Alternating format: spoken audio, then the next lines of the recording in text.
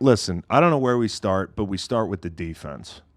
Because if you were going to go into this game and win on the road, we said this coming out of the Atlanta game, the guys inside had to play better. And I said this coming into the game, they got to play more tight front.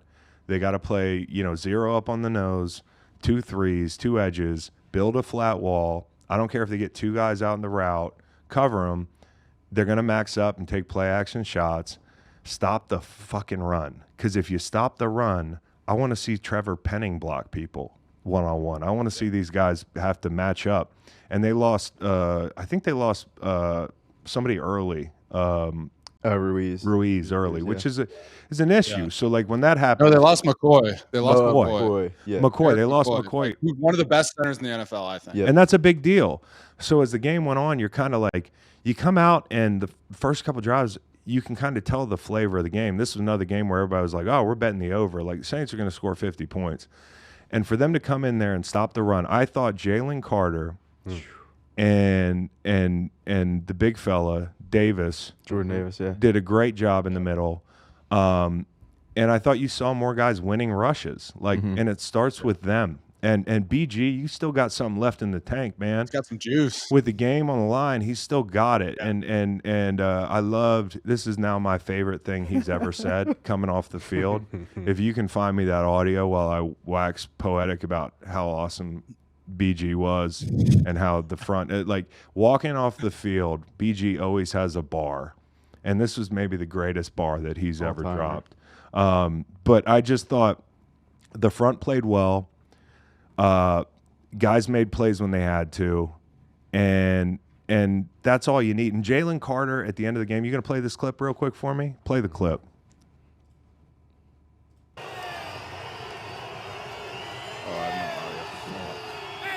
She don't want no puppy. She want a big dog. She want a big dog. She want a big dog. I love she it. She don't want no puppy. I love this guy, dude. I love How bad him. did you want to be in the locker room after the game with those guys, Chris, when all that was coming out? So bad, dude. Jim had the chain on. That's the kind of moments where you're retired, especially us because we played in Philly, where you're just like, fuck, like, yeah, that's probably nice. And winning on the road is maybe my favorite thing in the NFL. And it's you and 52 other guys getting on a plane, going out of New Orleans, walking into that stadium. That thing is like a pit. You know, when you walk in, dark up high. Yeah, and they're physical, and they've been kicking people's asses. This is the hottest team in football. Nobody gives you a chance. And for you to come in there and stop the run, I think that goes to show. And maybe it's a matchup thing where this works really well against New Orleans, and maybe not some other teams. But when you're having trouble stopping the run, go put that big guy on the center. And gap that thing out. I just thought, hey, and I had a bunch of people text me like, I know you love Jaylen Carter, but what's that at the end of the game? Let me say this. When there are people on the field spitting on unconscious human beings, and you know what I'm talking about, the Devontae Smith and Penning's running Slay into the bench.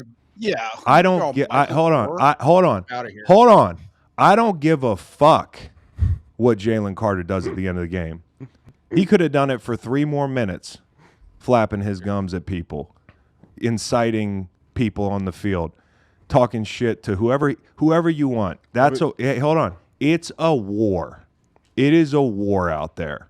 And if you haven't been in a game like that, don't tell Jaylen Carter to calm down, because I like it when he cares. And if that's how it manifests when this guy's locked in, then he needs to come to the stadium every week just like that. And that's what the vets are for. If he has trouble at the end of the game bottling it up and he's a little rough around the edges, that's what a guy like me's for. That's what a guy like Brandon Graham's for. Unfortunately, they only have one of them. And that's why they had to get Big Dom and those guys over there involved. Clint Hurt. But I'd rather say, I would rather say whoa than sick 'em. And I am totally fine with how he showed up to go to war yesterday. So I compare, like right now early, I compare Carter to Sue in the sense they both like are great aggressive players, but it seems like they lack emotional control at time.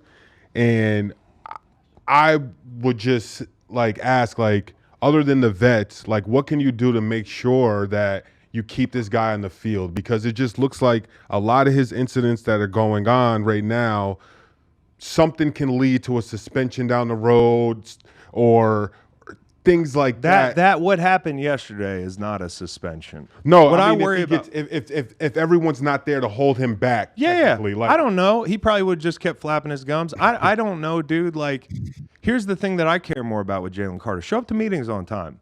Play like that every week. Play with your hair on fire. Play with that intensity, because you are the type of guy. I played on fronts like this where there was a young guy.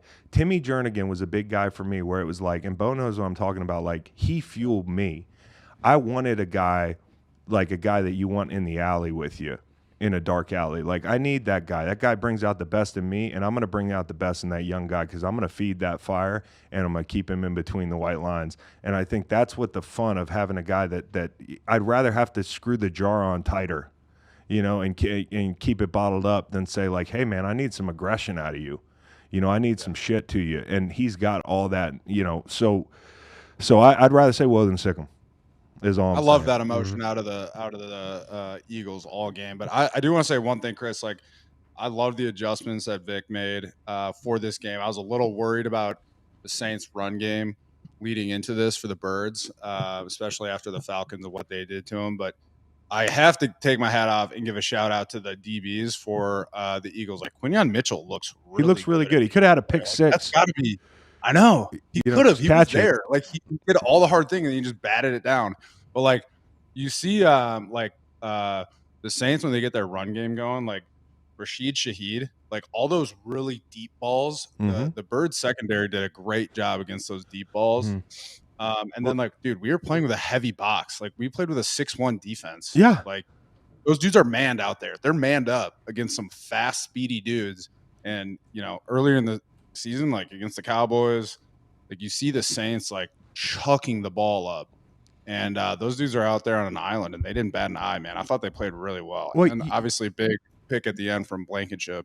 Blankenship's been awesome. When he broke the team down after the game, I looked at some of the comments under, like, Dov Kleiman showed him. He was like, man, I want to ride or die with this team. And, like, a lot of people like, get over it. You barely beat them. You suck.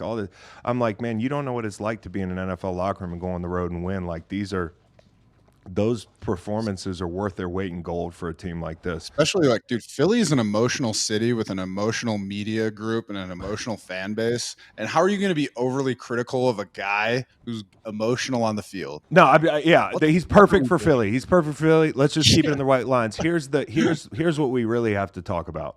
The decision making from the head coach and the quarterback are not good enough to start the season. They're not, which tells you how good this team can be. And I know it's in there with Jaylen because I've seen it before, but he's got to make some better decisions in general. But more than anything, Nick's got to coach better, and I like Nick. Do you guys hate your kicker? Well, that's part of the conversation. We are all of a sudden talking about my pickleball championship partner, Jake Elliott. Jake the Make. Jake Elliott. How could anyone possibly hate Jake the Make? I just want to say this. Going for it on fourth down all the time. I just want to, guys. I want to say this. We are not above 3 points. We, the Eagles, okay? That team cannot be above. I would buy Nick Sirianni a mirror. Look in the mirror. Stand there with your team and look in the mirror. Is it the Super Bowl team? Are you playing offensively like the Super Bowl team? Is A.J. Brown in the room? Is Devontae Smith on the field? Are two of your – is the right side of your line down? Is the score 3-0? Is your defense playing well? We are not above 3 points is what the message needs to be. And I wouldn't be surprised if somebody upstairs called down and is like, hey, you are not allowed to not look at it from a game perspective, Chris. There's 14 seconds left. You have one timeout. You're going for it on fourth down. You're basically gambling 3 points versus one for sure shot, maybe 2 shots at the end zone. Yeah. You know what I mean? Like, in the first half. You know what I'm saying? It's like, just take the points. And my dumbass drafted Jake Elliott for our fantasy league. That's the dumbest pick I'm ever. an idiot. I'm like, oh, that's my buddy. I picked him up in, like, the 4th round. But it's like, just from a game perspective. And then okay, the Eagles had to drive at the end of the game, and there was some great play from Goddard. Like, that was unbelievable. Some great play from Saquon. Yeah, they got a lot of mileage out of crossers. Go to the length of the field to get a touchdown. It's like, how good would it be to have those 3 points from the first half and know that you just have to kick a field goal here. I mean, obviously, and to their, I'm sure obviously, his thing. Winning solves all problems, and it makes it into less of an issue than it should be. But like that decision is crazy. I just look at it and I'm like, hey, I'm sure he's thinking, hey, if we go up 7-3 in a game like this, the way they're playing offense, we got this thing. But like the decisions have not worked out, and so for those of you, and some of you might be listening, who argued with me last week when I said, hey, that's the right call. Throw the ball on the edge. Like if you're going to go for it, and you should have in that situation, because if you kick, you lose the game anyways against the Falcons. Get the ball on the edge. Saquon's got to catch the ball. There were people saying, no, run it. The 4th and 1s are automatic with this team. Are they? Are they? Yeah. I know you saw the I didn't like the that call. 1 4th down. Like I didn't like the call either. Like we get it. Tush push. Like we get it. But again, look in the mirror. This is not the same group you as have last the best year. running back in the NFL. You have the best running back in the NFL, Beau.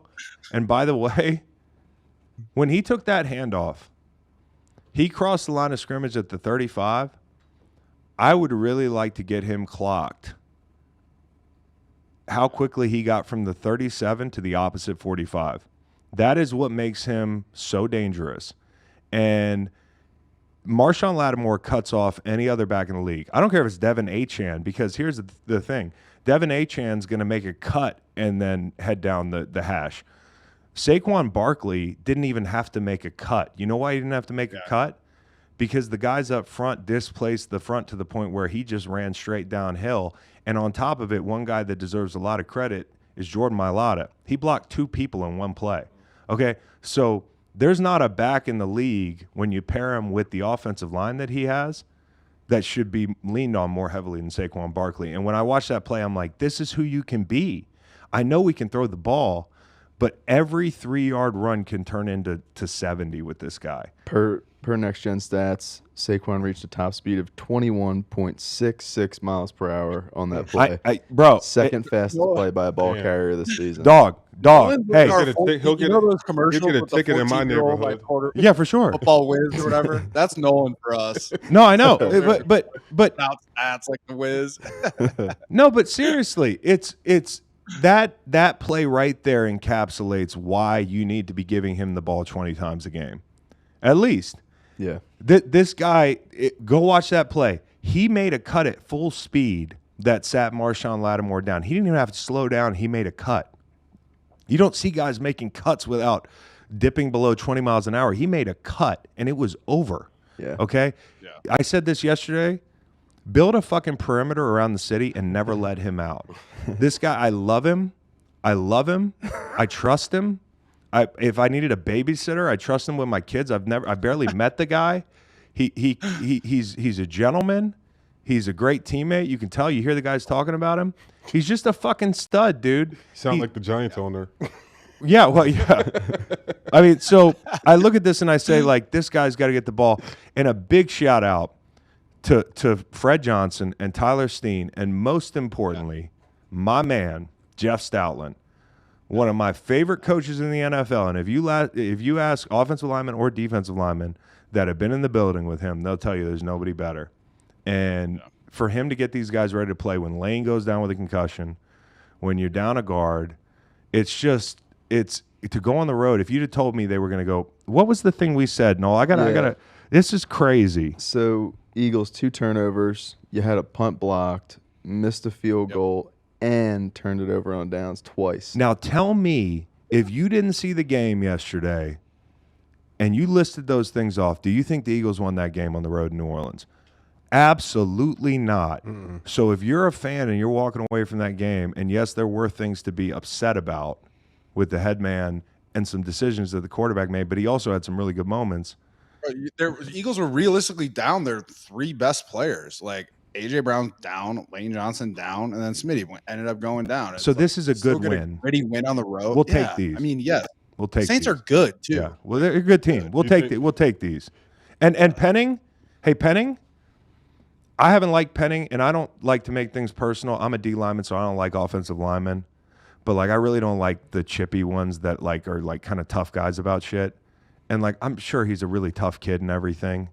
But like, I haven't seen you block anybody in 2 years, and all of a sudden you want to drill Darius Slay into the fucking bench. Like, what are you proving? You almost lost your team the game. I was trying to be Michael Orr so bad, dude. I wish I still played. I wish I still played left end for the Eagles yesterday. Why? Why I oughta? You know why?